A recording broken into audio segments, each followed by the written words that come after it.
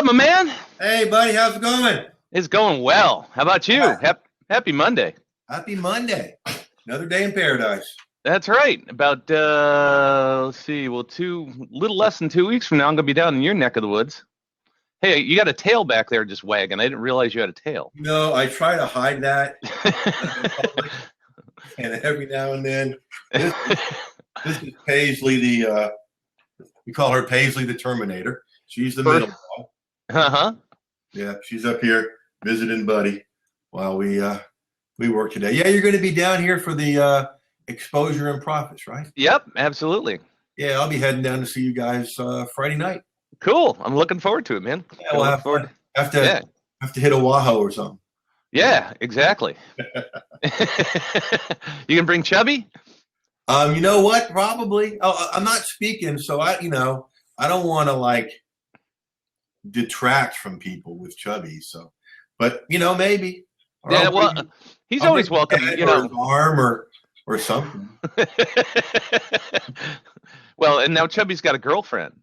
Did you see that? I did. I saw that. Yeah. Set up, and it's not just a girlfriend; it's a girlfriend. JRL. That's right. Exactly.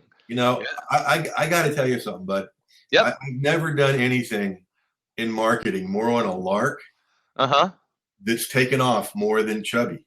Right. That was just a goofy thing to do one day, and now he's got his own Facebook page, and the coolest thing is people, like you saw, will see skeletons in other places. Right. Email me, Facebook about it. Put it up like you saw. Chubby's got a girlfriend. I found Chubby's brother, and Well, the way I look at it is Chubby's your bacon. It's the one thing that makes you stand out. Yeah. Exactly. The only thing I wish is, and I didn't think about it till the last couple of days, we just spent 2 weeks at the beach, and I wish I'd have brought him. Right. That would have been a great, sitting in the chair by the water. Weekend with Bernie's, or whatever it is. Weekend at Bernie's. Something like that, right?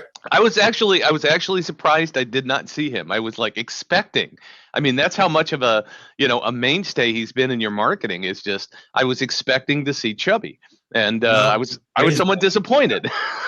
I know, I was too. When I finally thought about it, I thought, dang, this would have been perfect. And oh well. Yeah, and he doesn't take up much space. I mean, he's pretty much 90% air. He's really, really low maintenance. Except when he loses his head, right? What's that? Except when he loses his head. Yeah, that's tough. But he doesn't eat much. He's not heavy, and gets a lot of attention. So right.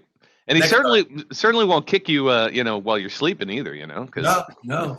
Make no bones about it. Right. But I need to get a sound effects machine for this thing. It'd be awesome. I think so. Yeah, but somewhere, right?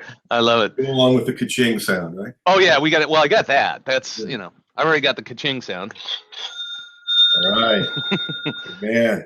And then I have my Blab button too. You got to have a Blab button. Blab. Blab, blab. I'll have to make up something for Facebook Live or whatever. Yeah, you'll have to come up with something with a Chubby button or something like that. Ooh, that. No, yeah, that might be. That might be taking it just a bit too far. All right. Too much that people like Phil Brakefield could do with something like that. Oh, absolutely. Right. Well, Phil could run with that. I'm sure Phil could come up with something for you because that's his. Do you know what I saw on Facebook? His plan for today is to try to find a way to make faces at us. Yeah, I like it, but he hasn't come on. Well, hopefully we'll get him online. So yeah, he better. If he does, there he is. There he is. Yep, he's here. Yep. We just can't let him into one of the open seats because that's right. God knows what'll happen. Right? Well, we're broadcasting live from CBS Central Bacon Studios, and oh yeah, and I forgot. Then we're sponsored by. I gotta get my text here. It is. We're sponsored by Bacon Podcast and baconcoach.com. So those are my two things that I try to get in there. There's my shameless. There is no such thing as shameless self-promotion. So, right, my friend? Dude, I thought about you. The first full day of our trip, we were doing this lighthouse thing.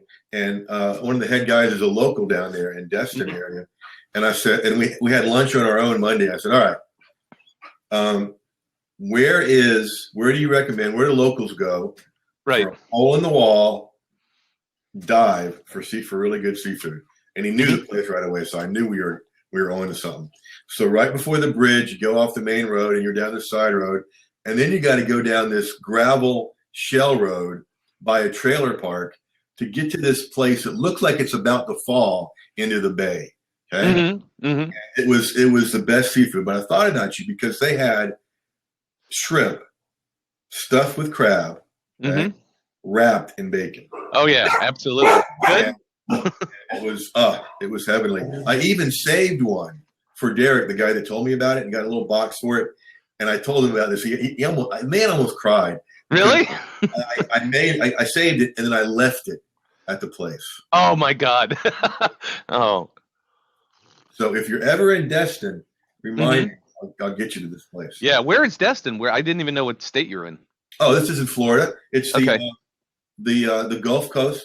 Okay. Panhandle. Okay, so you're like between, well, you know where Tallahassee is, right? Right. Yeah. Okay. South of Tallahassee, west is the Panhandle, and right. I spent an inordinate amount of time on beaches there in grad school, and one of the best places is Destin. We were a little bit east of there for the lighthouse, and then a little bit further east for our week at the beach. But a lot of the ways people anchor it is, remember the movie The Truman Show? Oh, yeah, absolutely. That was filmed in a place called Seaside, which is like a suburb of Destin. Okay. And yeah, because that's a beautiful town. Yeah, it is. It is. A little too crowded now. We like to be a little bit further out from there. But anyway.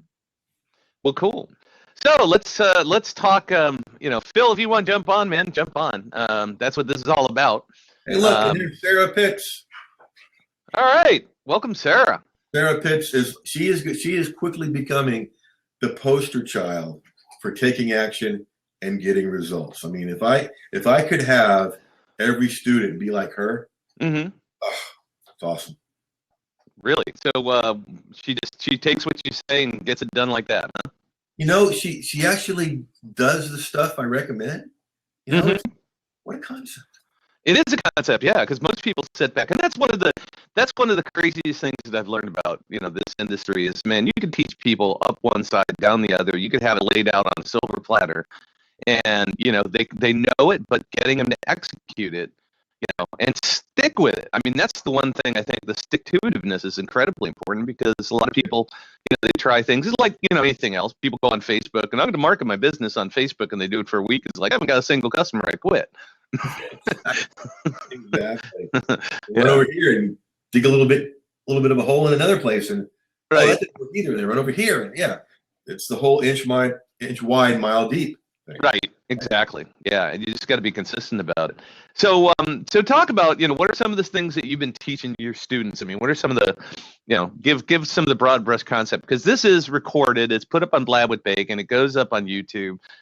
So it's wonderful to have the awesome people that are here right now. And feel free if you guys got any questions or just want to jump in with some comments, do that. But, this is recorded so that people can learn about you and what you're doing and, get to know the Jeff Herring because he's a man, he's a myth, he's a legend. Oh, my goodness. All right, well, let's play with some quotes. Okay. Content marketing as a way to talk about what we've been teaching lately. And one of my favorites is by Seth Godin. And this kind of gives you the whole umbrella. And that's the notion that content marketing is the only marketing that's left. Right. And think about it. Okay. Everybody that's watching, everybody that's listening, how much are you watching regular TV versus Netflix, DVR, that kind of stuff? That's my example of it, because it used to be we'd be watching TV and then boom, interruptive marketing, a commercial. Right. Okay.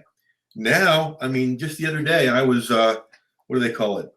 Binge watching Blue Bloods and writing a sales letter, and it was really cool. It got to that place where the commercial came and then it continued, right? Okay. And that's how I distinguish about content marketing, because content marketing is not interruptive, right? Right. It's just bringing people in to the story that you're telling, right? and giving them good information, and then helping them with the next success steps.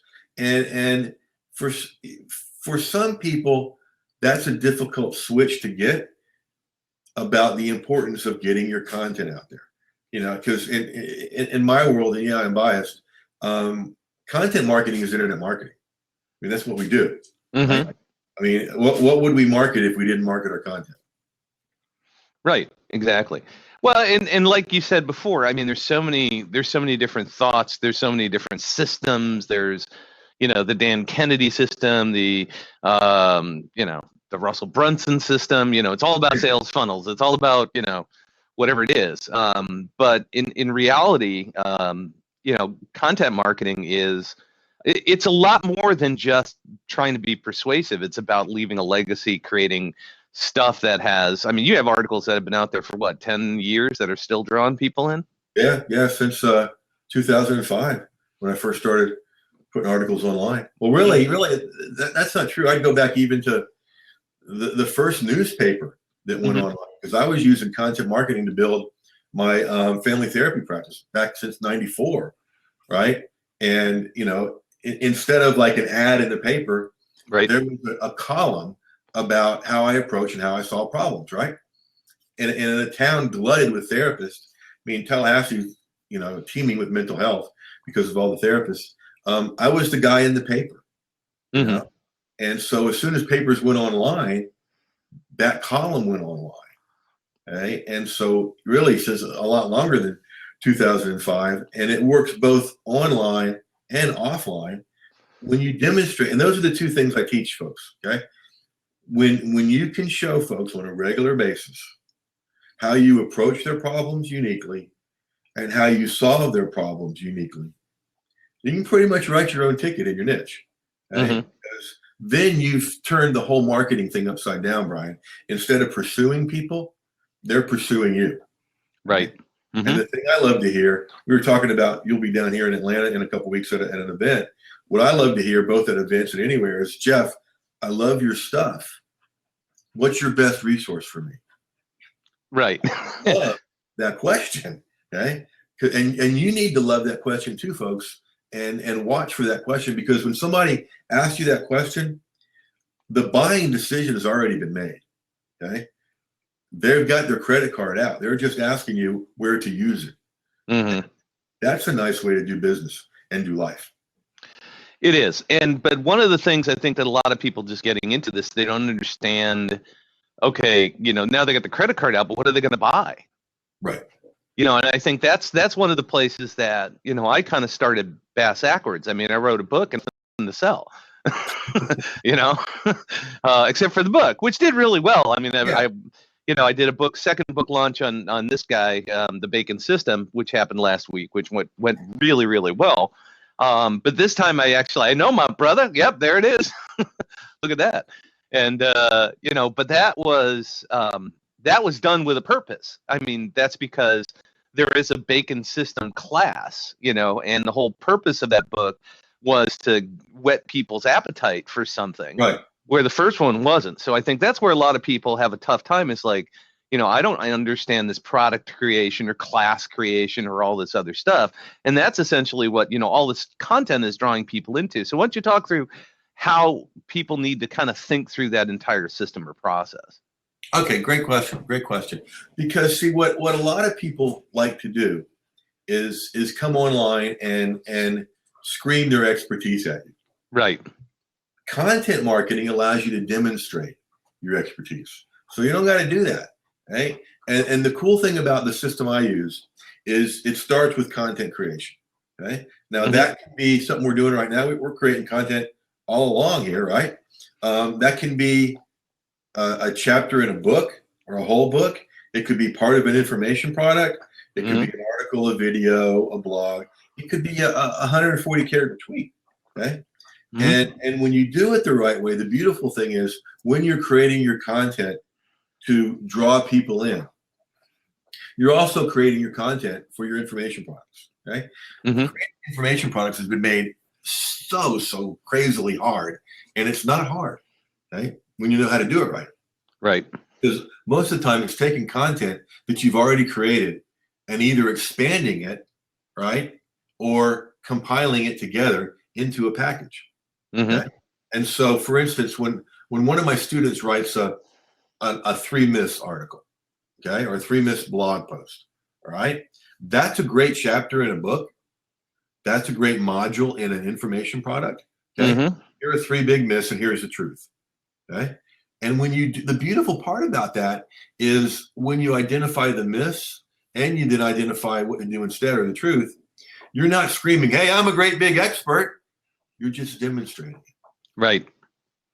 Yeah, I did that exact same thing last week. It's funny that you mentioned that because I did. I have to look up what the article is. I'll tell you here in a sec. But it was that was my article for last week that I wrote as my blog, because you know me, I mean, I do blogs and podcasts and all that stuff. It's called 3 Limiting Beliefs That Will Derail Your Online Marketing. And the 3 limiting beliefs are: email is dead, posting is your brand, and money is in a list. Those were the 3 things. And then, you know, what I did was say, this is the way that people think, and then here's the reality of it. Right. You know, yeah, so I love that concept, and it worked. I mean, it's one of my my hottest blogs recently. So sure, because you're delivering good information in a consumable form. Okay, because if people, here's what happens. Here's the psychology behind something like that: myths or mistakes or limiting beliefs. Somebody will read that and they'll go, "Oh, I know I'm not doing any of those." Right. And they go consume your content to prove that to themselves. Right. Exactly. Right. Content, cool. Right. Or they say, "Gosh, I don't even know what those are. I better go read that or watch that or listen to that." And they're consuming your content.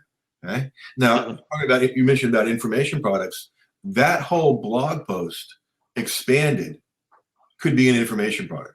Right. Okay? It's 3 modules right there. Each myth, and then the what to do instead is giving people hands-on gold nuggets, things to go do to build their business. Right. Exactly. You know, I've got high-priced degrees from when I was a therapist. I can make this harder for you, but why? You know? I don't know if you're looking at the comments, but Phil says the sunburn makes Jeff a red herring, and I love that. Yeah, I've never heard that one before, Phil. And I'm trying to understand what he's saying here. He says, Jeff, my best friend in the world for the past 50 years, is a world-famous psychologist, and I've always thought his uncanny ability to relate to folks and help them is a combination of innate radar as well as his training as a psychologist. Do you think your background as a psychologist has been big to help in your approach? See, Brian, you know what he's really saying? What's he saying? What he's saying is he's been in therapy for 50 years. Or he needed therapy for 50 years. Or something. Brian, that's a great question. You know, and the easy answer is yes, of course, it has. And the reason is that, and the reason I think I bring a unique skill set to all this is, I'll say to people all the time, don't go get therapy. Open up an internet business online. Yeah. That's right. The best damn therapy in the world, because that'll push on all your insecurities and all your doubts, and all the stuff you got to work on just going to come screaming out. Right? Yeah. So what I bring to the table from that background is I'm really good at helping people get unstuck, and they run up against those things. And one of my favorite stories is a woman who I helped put together a whole marketing campaign and the videos and then all the stuff to launch, right? Okay. And then she got to launch day when she was going to send the email with the link. All right. And she was just so scared. And what if people don't like it? And what if nobody buys? And all the what ifs, right? Listen to how she talked herself out of this. Okay. Brian, you remember the days when it was considered rude to call somebody after 9 o'clock at night, right? Right. It was only in an emergency, right? Exactly. So it was close to 9 o'clock on the East Coast, even though she lived on the West Coast. And she said, well, it'd be rude to send an email past 9. Right. And she texted me about it, and I went, stop it. That's the best therapy in the world, is stop it. Right. And just send the email, you know? And she did. And one of the things that'll get you past that hump is orders coming in. Okay? Right. That'll get you past a lot of blocks. You know, oh, I do that and this happens. Okay, maybe I can get over this, right? Right. Oh yeah, Phil, that's a good question. And yeah, I use it every day in helping my students get past, their blocks about being successful and about making money online and even about getting Yeah. their stuff out there. Well, and one of the things, and I think it's a great question. It brings up a really good parallel, and I think the parallel is this. I mean, you have a background in psychology, and you're an extrovert. I know you're an extrovert. I'm an extrovert. I'm a musician. I mean, Right. standing up and speaking in front of 1,000 people is no different than having a guitar and singing. Yeah. It's the same thing. So it doesn't affect me in any way, shape, or form. Have you ever thought of bringing your guitar to your internet talks? I've thought about it. I just haven't done it because there's no real easy way to hear the guitar and plug it in. I guess I could probably. I need a mixer. I need to get a little bit more stuff. Yeah, but yeah, no. I mean, I could get up and sing, but I don't want to be the singing nun either. So, one of the things that I found in this business is, and it amazes me, is a lot of the most successful people in internet marketing are introverts. They're very shy people, and I think a lot of the people that you teach are kind of the same way. They're introverts. They think they need to be an extrovert to be somebody who is going to be successful. Because they see you and it's like, man, you're an outgoing and you're energized and you're doing all these things, and and I think that's one of the things that holds a lot of people back. But if you take a look at like Connie Reagan Green, Nicole Dean, Kelly McCausey, some of the most successful women in our industry. Huh? No, not extroverts. Not a single one of them. No. And but they're incredibly successful. So, I mean, I think that's one thing. But the other thing to build upon too is you've taken the core of what you do, the psychology, and you've really kind of adapted that into the mindset of content marketing. I mean, I've taken my stage presence and turned it into the fun of entertainment. That's what I do, as a radio guy. It's basically taking your origin story and building upon that and using the strengths that you already have to start building the way that you're going to communicate with people. And I think once people get in that mindset of this is who I am and this is the way I'm going to present it, then you can be true to yourself on top of it too. Sure. And for all the introverts out there, two things. I have a student whose whole world is working with you, and she calls herself the introvert whisperer. I love it. Okay. Second thing, you don't have to be an extrovert to do this. Okay. So here's the funny thing about what you just said, Brian. Everyone perceives me as an extrovert. I see myself as an introvert. Do you really? Yeah, really. And here's why. Okay? And I always wondered about this because of a couple of things. And I read something recently about a new classification called an ambivert. Okay, that you've got a little bit of both. Okay, you still know what bathroom to use, but you've got a little bit of both. Okay, so I was wondering. I thought that was funny. It was funny. It was funny. It just took a second. The Myers-Briggs test, right? Right. Yes. For introvert, extrovert, and judgment, and perceiving, and all that. Okay. Every time I've taken it, all through college and grad school when we had to, and other kind of different times, I think there's like 40 points on the extrovert introvert scale. And a lot of people will come out 30-10 or 32-8 or something like that. I always come out like 21-19 or 22-18 or 19-21 or whatever. I got both. Okay. Mm-hmm. And what it measures is the way an extrovert gets recharged is by being with people, by doing stuff like this. The way an introvert gets recharged is by being by themselves. Mm-hmm. Okay? And so us ambiverts, if you have such a thing, I like it because you get recharged in both places. Okay. Mm-hmm. So like the last 2 weeks, for instance, okay, I spent the first week, Caleb and I, with an organization called Lighthouse Family Retreats. It's an organization that helps families living through childhood cancer. Okay. So we were staying at the beach, serving these families, and there's like 100 people 24/7. Okay. Right. And I was loving it. And I was also loving that we were going to be at the beach, just the three of us, older son coming down afterwards. Okay. Mm-hmm. But you know what? And the boys know this about me, and they don't take it personally. By Thursday, I needed a good long walk on the beach by myself. Mm-hmm. and then sat by the water for like about 90 minutes and planned out the rest of the summer business wise. It was just, I needed that alone time. Okay. And so I tell you that story. If you are an introvert and you're listening to this, watching this, thinking, well, I can't sit in front of bacon and I can't talk about skeletons and whatever. You don't have to. Okay. Just be who you are and get that out there, because here's the thing, whether you're an introvert or an extrovert or in between or whatever, or things we haven't even named yet. Okay. There are more people out there who need to hear your message, who can only hear it from you, than you're ever going to get to in your lifetime. Okay. Right. And so get it out there. And the reason I'm so big and practically evangelical about content marketing is I've seen two things happen. I've seen students change miraculously as they get their stuff out there and realize, wow, I can do this and I can profit from this. And then I've seen their students change miraculously and benefit from their message. Okay.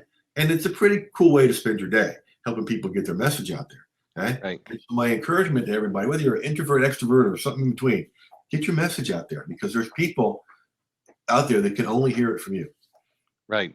And Phil says, I'm a total introvert and I struggle with all kinds of levels every day. When I have to be on, it feels like the worst kind of dishonesty. And I don't necessarily think it's dishonest. It's just, you've got to be, I mean, there's a lot of people like, you know, when Connie Reagan Green or you know, Nicole Dean is one of my favorite introvert extroverts. I mean, when she's on stage, she is on.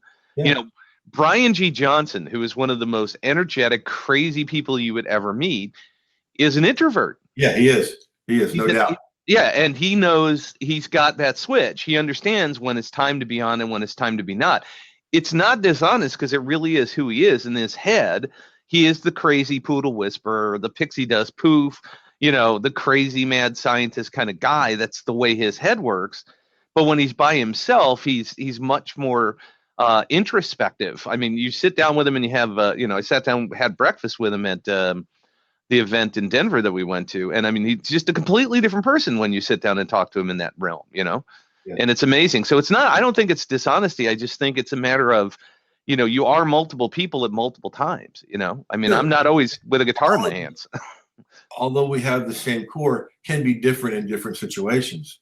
Right. And, you know, you brought out three people, Connie, who's one of my original students in the same class as Felicia way back when, Nicole and Kelly, all who are introverts, but they can do the other stuff. Phil says, I feel better. My new name is Sybil. Phil, would you like to talk about it? I think you guys need to get a room. Love people with multiple personality disorder? You know why therapists love clients with multiple personality disorder? Because they get to charge twice. Multiple times. Exactly. Right. Man. And Phil and everybody else, think of it as a role you take on. Okay? And it may not be comfortable to you. I had to teach myself how to be an extrovert. Okay. Because I was pretty shy up through, you know, sometime in high school, and I just didn't like it, you know. And I knew a guy on our softball team at church that we went around Orlando playing teams, and he either knew somebody on the other team or was gonna. Okay. And I just watched what this guy did and thought, okay, I can do some of that, you know. And it's not about being somebody you're not. It's about taking those parts of you. And I mean, if you're a total, complete introvert, Phil, you wouldn't be here. Okay, you'd be hiding in a room somewhere, you know, with you know, stacks of stuff for hoarders and the drapes drawn. Okay, you know, the part of you that can be an extrovert, build that up. And I tell you what, man, making sales and helping people is a real good reinforcer for that kind of thing. Now, okay, let's use Phil in this example.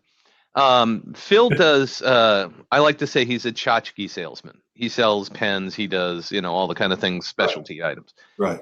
And right. In a noisy world, how does Phil make his stuff stand out from all the other people? Because it's just like realtors. I mean, you know, And not to pick on one particular MLM, but I don't know if you have Legal Shield down by you guys.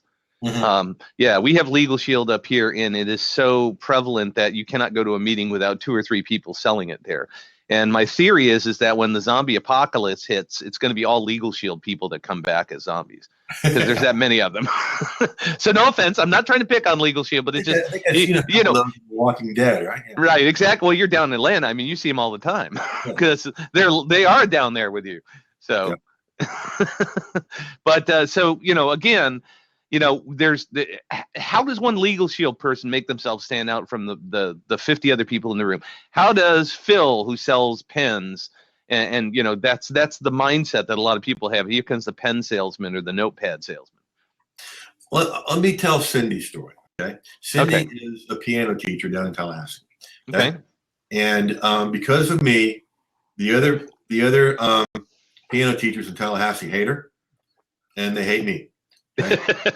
Because she's got the market cornered, okay? And she doesn't do anything differently that much in her piano teaching kids, right? But what she does is she's got articles about piano teaching. She's got books and pamphlets and education about it, okay? So whether it's Legal Shield, the stuff that Phil does, or piano whatever, set yourself apart. Okay. One of the things that made me the guy in the paper when I was a therapist was that weekly column. Okay, I cut it out of paper, made a copy of it, and no one left my office without a copy of that weekly column in their hand. Okay, with my contact info, they go back to work, set that on their desk, and people go, "Where'd you get that?" Boom, referral. Okay, take that principle online. Okay, if you've got the guy that sells, what do you call it? Gift pens or whatever Phil does. What's the word you use, Phil? If you've got one guy that does that, and that's all he does, buy 3,000 pens from me. Right? Mm-hmm. Or you've got the guy that talks about, here's the 3 biggest mistakes people make when they want to buy gifts for someone. Okay? Who are you going to go to when it comes time to buy from someone like that? You're going to go to the person that's the trusted guide, the person that's the expert. So I've yet to find a niche, Brian, where this stuff doesn't work. Right. So no, and I agree. And what he calls it, yeah, exactly. And I've seen so many people who want to get into that and just they stop. They don't pull the trigger in promotional products. They want to figure out how to differentiate themselves, and then they just fall short because they're not willing to step outside the box. It's like, a perfect article would be stop giving away pens, give away notepads. Yeah, beautiful. Or the other thing, Phil, we're going to push on your introversion here a little bit, buddy. You know what the perfect thing for Phil would be, and I'm pointing down here because on my screen that's where his right. But on my screen he's down there. Hi, Phil. Anyway, Facebook Live would be perfect for Phil. Mm-hmm. Okay? And get on and do demos with his promotional products, okay? Or just hold one in his hand and talk about it, okay? That would be setting himself so much apart. It's still content marketing, okay? Videos, content marketing. This is content marketing. That would set you apart so much, Phil. And if your heart's going boom, boom, boom, boom, boom, good. That means you're close to something cool. Right. Yeah, and I mean, how far have you read much of the Bacon System yet, or have you read portions of it? Well, one of my quotes I wanted to use today is content marketing is a secret sauce. That's right. It is a secret sauce. Found on the internet without having to pay for advertising. That's right. Who said that? Well, you taught it to me, and I think I wrote it down. right here in your book. See? I know. Yeah. Yeah. I know. So yes, I have. So go ahead. Yeah, no. But the one thing about it is that it's really about creating content with a purpose, and that's again, I'm taking the things that you've taught me and the things that I know and kind of melded them into this system, and the end result of the system is creating. And this is something that I learned from. I learned a lot from a lot of different people. Bob Yeager said, "Stop creating content and start creating assets." And I do too. And it's like, okay, it's like when you do that video And this is so funny because this is a truism. Okay, so every single week I do 2 podcasts. I do a guest interview. You've been on there. I do a monocast, which is kind of the same thing, and then I do a blog. And I was struggling because writing blogs for me is hard because it's just not my natural form of communication. My natural form of communication is talking. Right. So, sticking the camera out there. So I got one coach that I work with, and she's my mindset coach. I got different coaches and people that I work with that help me with different areas of my life. I believe that every doctor needs a doctor, every coach needs a coach, and every mentor needs a mentor. And so, and she said to me, she says, well, why don't you just take the podcast and get it transcribed? And I said, well, because, I want to have a different feel for it, and I want it to be slightly different. And she says, well, then why don't you just get the podcast transcribed? And I said, well, and she says, yeah, right, yeah. So then finally I did it. I went to Rev. I chopped it up. I got, 8 minutes, 9 minutes long. I sent it to rev.com, and you've mentioned Rev before too. For $8, I was able to cut down the time from, hour and a half to 2 hours down to like less than 30 minutes, put it in the pictures, doing a couple of tweaks, and boom, and it was out there. And I asked my proofreader, I said, what do you think? She goes, it's better than the other stuff. Because it's in my voice, and it was one of those aha moments. It's like the cobbler whose kids have holes in their shoes. It's like I teach this stuff, you teach this stuff, and it's like I couldn't get it through my thick skull. That I've already had the content. All I need to do is just get it transcribed, and now I've got audio content and print content. And in the case of Phil, you do a video, live video on Facebook. You can convert that into just an audio, and you can do a transcription of it and turn it into print material on the same time. One of the reasons why I love Blab is because when you're done with Blab, they send you the video content, they send you the audio content, and there are guys out there who are doing these Blabs and turning them into podcasts. Yeah. Isn't that a great thing? It is. And so there's so much in what you just said, because people would ask you, well, why don't you have this transcribed? And throw up the limitation, right? Right. And anybody of us on the outside hearing that was like, yeah, I know what that is. Just do it, Brian. And you did it and found out not only was it, here's the part I really like, not only was it as good as the stuff you struggled for hours to do, it was better. Right. And that's awesome. Okay. And so this whole content creation thing, it doesn't have to take hours and hours and hours. When I hear somebody tell me, they take 3 hours to write a blog post, I'm like, well, that's about 2.5 too long. Right. Speak it or use templates or whatever, and so here's the thing. Everybody's got expertise inside of them, right? Mm-hmm. Part of my job is helping them get it out, unleash it in whatever way it is. If it's easier to create in text, cool, create in text. If it's easy to create talking, we'll do that. If it's easy to create on video, great, we'll do that. Okay. It doesn't matter to me where you start. It matters to me that you start. Mm-hmm. And then from there, all the things you can do with it are incredible. Okay. You're talking about doing a blab or a podcast, right? That becomes written content, that becomes this, that becomes that. And all our lives we've been told it's the business cliche, work smarter instead of harder, right? Right. And no one tells us how. This is how. Right. Okay? The whole repurposing thing is how. Okay? It's the reason that I'm able to look like I'm online all the time. Like you're able to look like you're online all the time when we're not. And right. Because you've taken one thing and turned it into what I call hypersanity, using the same thing over and over again and getting great results. Mm-hmm. Yeah, I mean, one of the key things I've learned is you can't do this on all social media, but on Twitter, you could post your blogs. Every single day, I'm posting an old blog and an old podcast, and they're going up, and they're still getting interaction as much as if they were posted the first time. It's because for you, it may have been written 3 months ago. Right. That person finding it on Twitter today, it's brand new. Exactly. Yeah. And that can be true whether it's 3 months ago or 3 years ago. Right. I mean, I've still got people going to an article I wrote in 2005 that goes to a tiny little 2-page website that I haven't even looked at in years. The reason I know it's still there is the orders keep coming, which is kind of fun, And so usually at this point when I'm doing this kind of interview, people are like, yeah, but, Right. there's so many people in my niche, or what about this, or what. I learned a really, really valuable marketing lesson among all kinds of other life lessons by being down at Lighthouse and serving this family for a week. Because what you do is you're paired with a family who's got a kid going through childhood cancer.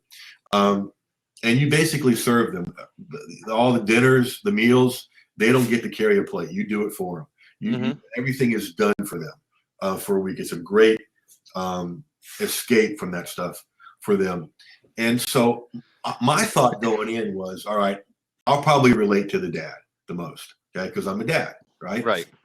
It didn't turn out that way, because even though I hit it off with the little girl, the 7-year-old that's the one with cancer, and we had a great time, my heart was more pulled to the siblings, okay? And because what happens in that kind of family is there's so much focus on the kid that's sick, right? The other kids are kind of off to the side. And one of the things we did all week, every day between 10 and 12, the parents all went with one guy that they helped to deal with all the issues of cancer, and the kids got to play, all right? And so they put me in charge of 25 13-year-old plus guys, okay? Now, for some reason, all my life, I've been really good working with teenagers. Some people say it's because I'm good at it, and my first wife said it's because I was one, so I don't know. Anyway, so I've got to manage these kids from 10 to 12 every day in the pool. And I quickly learned something, that all I had to do was two things, okay? Bring a football, get them competing about throwing that football in the pool, and check the bottom every 5 minutes, okay? And we were fine, okay? But what I found watching that was these kids soaked up the attention. These siblings soaked up the attention.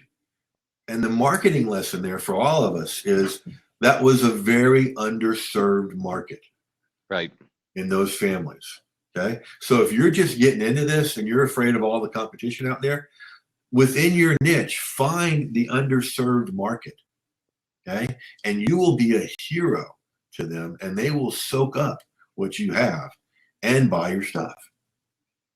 Right. And, the other thing about that too is not only one of the things in the principles in the book is understanding your perfect avatar. And one of the basic principles of your perfect avatar is you. You are your perfect customer. And if you go look at all the customers that you have and the ones that you love working with, the ones that are most successful, the ones that are getting the biggest returns on their investment of time and energy and money and all that stuff, they're closer to you than a lot of other people. So what you did by going down there and working with those families is you were basically saying, I get it. I've learned something from this. I mean, you're putting your heart and soul into something and you're learning things from it. And that's where that perfect avatar thing comes from. That's how you find that niche. Would you agree? Yes, completely. And I really love the way you just illustrated that, the way you said that. Thank you. So what are some of the other things that you see? What are some of the trends? Because, I mean, we all suffer from BSOS, which is bright, shiny object syndrome. And it's all these things are coming. There's, I've heard Blab's going away. When Blab goes away, I'll stop doing Blabs. I love doing Blabs because just the way it works, if it goes away, it goes away. Yeah. But I mean, you got Facebook Live now, you've got Snapchat, you've got, there's new like Anchor, which is a new audio only type, internet marketing thing. There's all these things going on there. What are the things that you consider to be the solid truths that people really need to stick with rather than getting all distracted about all this stuff? I love that question. The first thing to do to keep yourself from getting distracted by all that stuff is ask yourself, is my market there? Okay. Snapchat's a great example. Okay. Everybody's talking about it. The kids are using it. I know marketers are using it. My market's not there. Okay. My ideal clients aren't there. Okay. So it's nice to have it on my phone, goof off with my kids and stuff, but that's about it. Okay.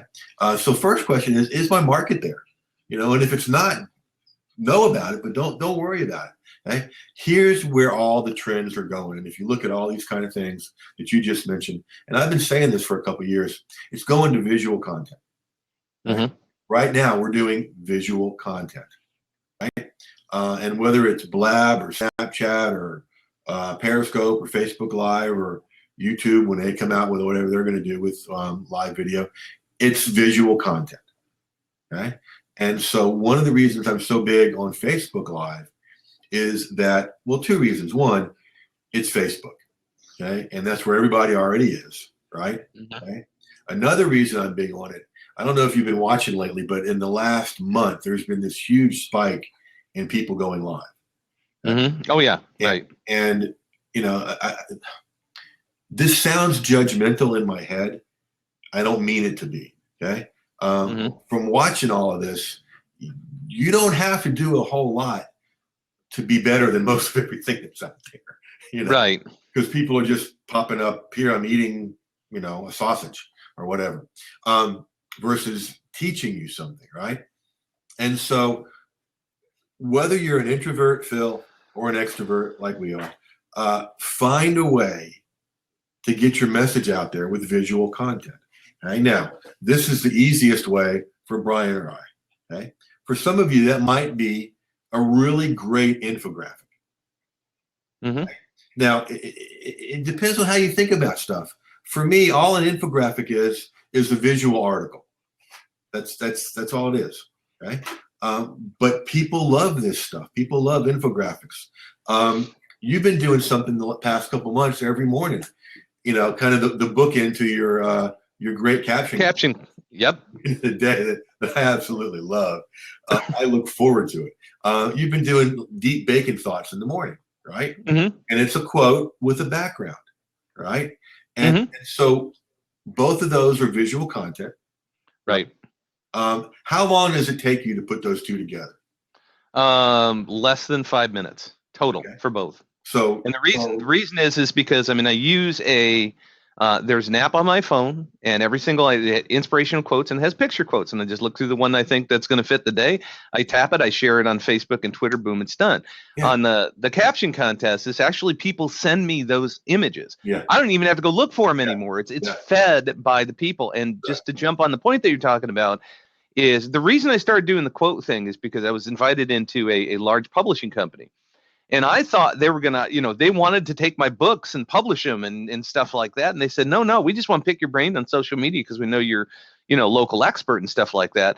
And we've been putting these quotes up on our page and getting millions of views. How do we monetize that? And I said, well, I'll be more than happy to tell you, but you're going to pay me for my time. And they said, no, we just wanted to pick your brain. And I said, well, no. And I walked away.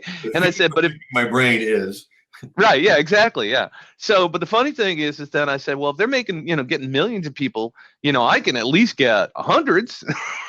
And it's amazing just doing that simple little quote in the morning of how many people are sharing and commenting and doing all that stuff. And it takes zero time. And it gets you engagement. Right. Right. And so for a little bit of investment of time, you get a lot of engagement. You're known for it. People come to expect it. And what does that engagement turn into?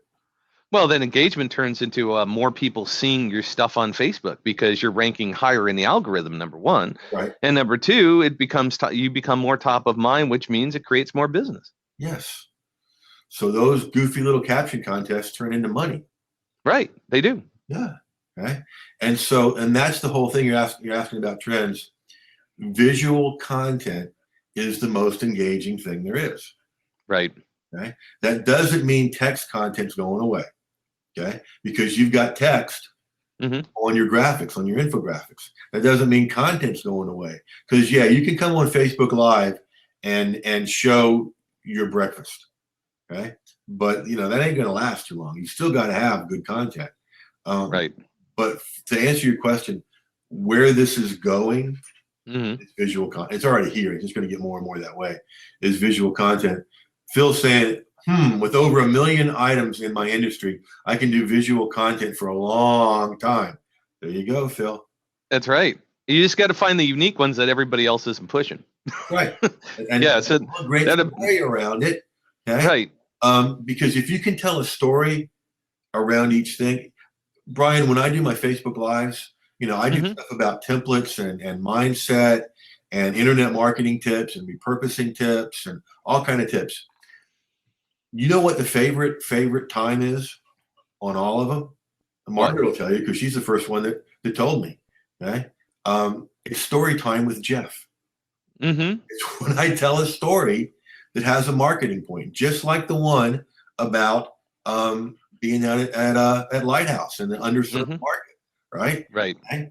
And so, Phil, tell some stories around all those stuff. Brian, Margaret's asking you, do you create your quotes content ahead of time, like a few weeks in advance, or? And the answer is absolutely not. I turn on my phone in the morning and I find the quotes are there for me. So it doesn't take me I don't have any time invested in finding or creating. I did for a while. I started doing, using, what's that one that we're using a lot? I'm trying to remember where you put the quote on top of the picture. WordSwag? WordSwag. I invested a lot of time in WordSwag for a while and I got burnt out on it. And, now it's there. It's just so simple. There's probably 100 free quote apps with pictures in them on Facebook or on your phone, and so it's not that hard to find. And it pulls up some great ones, and some just seem to fit the day. And there's at least 4 new ones every day, and so I can pick one of those 4, go back and look at a handful of others. Wow! So it's just So it's just simple. Simple. See, what I look for is stuff that's simple and powerful. Right. And simple and it's powerful with what it brings you. Yep. Yeah. So that's it. Just keep it simple and then move on to the things. I mean, I'm working, you're in the kind of customer appreciation mode kind of things, and then I'm doing my next customer appreciation thing that I'm working on for next week it's my productivity package. And because I don't talk about it much in this book, but it's something that I do talk about with a lot of my coaching students is how to get more stuff done with less time.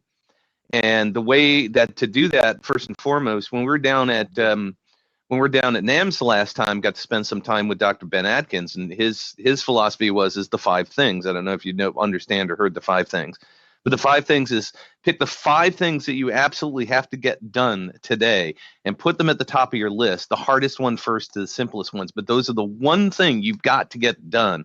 Those 5 things that have to get done today, or the world is going to explode. And then I take that into, even further by breaking them down into, is it money-making activities, business-making activities, or client maintenance activities? And I've created this kind of like mini system about how to organize all this stuff so that you don't even have to think about it. When you get up the next morning, boom, it's there. You get yourself, you've got yourself in the mindset of everything you got to do. I know when I get up on Monday morning, I got to get my screen put up. I've got to get my lighting set up, and I'm ready to do my blab. And then, I've got it down to sciences to the point where I can predict how much stuff I can get done each week, and I know when I'm going to get overloaded. So if I've got something that has to get done, I know where to move things, so that's huge because every day, 2 important things. 1, where to get started. And right. 2, what to do next. Right. Exactly. Yeah, so it's that organization helps a lot too. Is understanding the goals and then the outcomes, and then measuring outcomes. I think one of the places where a lot of people falter, and I mean that's one of the biggest principles in the Bacon System book is measurement. Is measuring the outcomes of things you do. Is I know when I put those quotes up, how much interaction I'm getting, and I know when I put up a blog post or a podcast, how many people are listening to it. I can see, and here's the weirdest thing about this. Okay, I know that I get a lot of traffic on cell phones for my podcast, but on the Bacon Podcast website, the majority of people are listening on desktop machines. That says a lot to me, so that's saying, so what I did there was I actually went and I've got my virtual assistant because I get all my podcasts transcribed. I got a VA now putting all my transcriptions up there because that's where people are going. Yeah. So I've already got the content. It's building upon the things that are being successful, and that's where measurement helps you become more successful. Yeah, I love that. And that's your next customer appreciation? Yeah, it's the productivity package is coming out on Monday. Yeah, so I'll look for that. I'll buy that. Awesome, dude. Yeah, it's good. It's a series of checklist worksheets and videos, and just talking through the whole principles of stuff. So I love it. Thank you. And so folks get that because, I mean, that's the biggest thing I see people get stuck on is they get up in the morning and they want to go do something. They don't know what to do. and they wind up over on Facebook for 8 hours and feel like they've done something, but no Right. money, right? Yep. So, Awesome. Hey, we got a couple of minutes. If Margaret or Phil, you guys want to jump on, say hi, or got any questions, feel free to do it. come on, guys. Try to keep it to an hour, but they go over a little bit. It's not a biggie deal. But Phil says 10 by 10 top things you may want done by 10 a.m. I love that too. Getting 10 things done by 10 a.m. is tough though, unless you're getting up at 5 o'clock in the morning, because that means you're going to spend a half hour on 10 things. That's tough, especially when it comes to some of the, I don't know about the complexity, but like, working on websites sometimes can take me 3-4 hours, but I got to get it done because I know I've got a 4 o'clock meeting today with this group. It's a antique boat club, international boat club that I'm working on. And that took me 4 hours to get done what I need to get done for this meeting today. That was number one, so, and that's a money-making activity. And this is number two. This is my Blab. This is a business-making activity. So it's understanding that in order how I got to get these things done and lay that day out. So that's important. You need to mail a pen with a customer appreciation packet. Like I said, there is no such thing as shameless self-promotion. I love it, Phil. Right. That's right. Yeah. So, all right. Nobody wants to jump on? You guys? If you do, want to get on and make faces at us, but yeah, I know. Well, he's making faces kind of like in the background because he's being. I was gonna say, yeah, he's making introvert faces. Right. Oh wait, here comes Margaret. All right. All right, Margaret. Yay. My Atlanta neighbor. What's up, Margaret? Hey, it's summertime in Atlanta. Yeah, a little warm, huh? Is it hot Atlanta right now? Huh? Is it hot Atlanta right now? Oh yeah, yeah, yep. Humidity matching the temperature, that kind of thing, Yeah, it's gonna be Chicago today. It's supposed to get to like 90 something with 90% humidity. So we're gonna have a little hot Atlanta weather today up here. Stay near the water. Yeah, I wish. So what's happening? And it was hotter. What's that? South Carolina. Oh yeah. I had friends in North Carolina. They said the same thing. They brought their kids down there for a vacation. It was too hot to even go golfing. They just stayed by the pool the whole time. That's all they did. Yeah. But I get, on productivity for me, I really do have to pick out exactly what I'm going to do and write it down like the day before. Otherwise, the next morning I get up and I'm kind of spinning in circles. Yeah, and that's why I've got all these worksheets. These are the things that are going to be in there. It's impossible to see with the light, but each one of these kind of lays out, exactly what you need to do. I've even got something in here. It's a follow-up checklist, is to make sure that you're, keep in mind that you're going to follow up with people on things that you need to do, which is one of the pieces of productivity that a lot of people don't think about. So these are. Yeah, so if you can lay those things out like you lay your clothes out the night before, that's kind of the metaphor they use. A lot of people will put their clothes out ahead of time. And I think of the things that you're going to get done is as important as getting dressed, right? Well, also when you wake up in the morning, for me, my brain's still kind of getting into gear. And if I don't have to think as much. Yeah, it's already there for you. Yeah. I like your analogy, Brian, about, like you're laying out your clothes. Good title would be, would you go to work naked? Right. Well, only if you work at a nudist colony, but other than that, no. No. So, it's a big time saver. I mean, you don't have to, I think a lot slower in the morning, so I don't have to think about the stuff. Yep. It's all done. Yeah, and I've been doing it for years I've got notepads all over. I use these little, kind of small notepads. And I've actually done it. I've got a bunch of them laid out here, and now I've just basically put it into, something that's a little bit more of a system that's a little bit easier. There you go. There's whiteboard I carry. You got it on a whiteboard. It's all good. It's whatever system works for you. It's just, but I think the thing is just coming up with a system, because it's going to be different for everybody. Not everybody's going to need money-making activities, unless you're, well, I guess everything does, even nonprofits need that, it's like, but everybody's going to have a slight difference on how they use things. But I think the core principles are really important. Is number one, know what you're going to do, be organized, categorize, prioritize, synthesize, and investifies. I don't know what I just said, but whatever it is, it sounded good. Wow. I like all those eyes though. That's pretty cool. I'm gonna have to go back and listen to it and write it down. Yeah, there you go. The power of recordings. Exactly. So you got any questions, or just want to stop in and say hi? Just wanted to say hi. It's snack time for me, so my brain is on food. So it's all good. Yep. I got some bacon for you. Her URL, Brian? Huh? Can she at least give us her URL and what she does? Oh yeah, Margaret. Yeah, go put it in. I have video genealogy, which I can't even spell that myself. .com. So there we go. All right. You help people take their history or their family history and turn it into video form.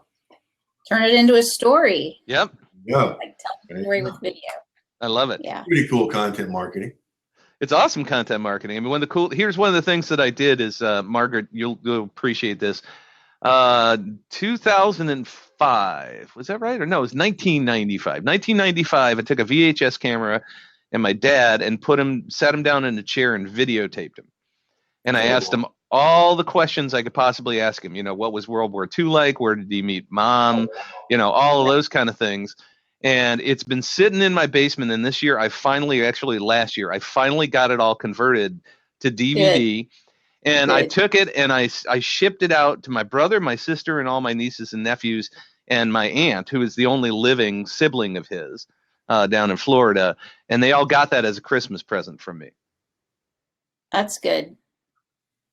Digitize it and then take like little tiny segments and feed that out too, because that DVD will sit in somebody's drawer. And, right. Yeah, and then they won't be able to watch it in 10 years because we won't have DVD players. Exactly. Yeah. One of the first things I did was digitize the DVDs. So yeah, because at least then you got some kind of files to play with. Yeah. I think I do think of it as marketing your family history. Mm-hmm. You have to market that to the family because otherwise it just kind of sits in a drawer and people know it. I like that. Marketing within the family. That's cool. Yeah. That's very cool. Yeah, there's another module for you, so you can create a module on how to market to your family. Oh, yeah, that's part of it. That's module 8 is media. Awesome. There you go. Good job. I love it. All right, so Jeff, any final thoughts? Any parting thoughts as we finish up today's blab? Yeah.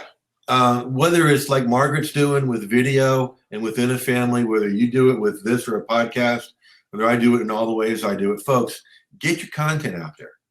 Okay? Like I mentioned as we were going through this, there's more people out there waiting to hear your unique take on things. They can only hear it from you than you can ever get to in your lifetime. Okay? So get it out there, make a difference, and make some money with it. Love it. Love it. Love it. Phil says, thanks, guys. Really great stuff. Really enjoyable. Thanks for coming, Phil. Margaret, hey, thanks for jumping in. I really appreciate it. And so this will be up live within the hour, and it'll be on YouTube, and it'll be on blabwithbacon.com. So if you want to watch the replays, share it. And hey, Jeff, this has been a blast, brother. I look forward to seeing you in a week or so. Yeah, enjoy chatting with you. See you in a couple of weeks. We'll have to hit Waffle House one afternoon. Absolutely. Absolutely. All right. So take care, guys. Thanks again for coming. This was a blast. I loved it. We're going to get you on again because I could chat with you for hours, man, on all this stuff. I looked up a little while ago and it's like, we've been on for an hour? Oh my gosh. Yeah. Fun. Yeah. It is fun. All right. Thanks, guys. Have a great one. We'll talk to you soon. All right. See y'all. All right. Bye-bye.